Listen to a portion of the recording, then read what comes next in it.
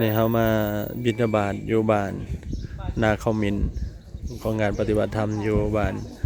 ดงนางงามของวัดจันมาบอกเพิ่นบิณฑบาตแต่ละหมู่บ้านเนาะมื้อนี้หมู่บ้านที่3แล้ว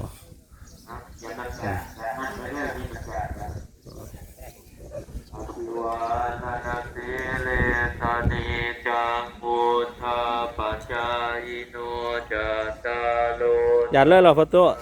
อยากเลยเหรอจังได๋เพิ่นจังนั้นเด้โนสุขังอาลังอาตุอันนี้บทจัดแล้วไหนกันหน่อยบทนิมนต์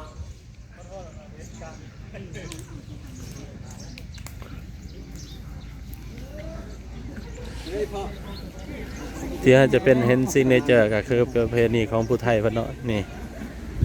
ก่อนสิตักบาตรเพิ่นจะมาใส่ตัวนี้เคิ้นยังอาจารย์นี่ห้างเพิ่นบ่ห้างบูชาเพิ่นนี่ท่านจะเห็นเกือบว่าหมดทุกวัดอยู่ในเขตนี่เขต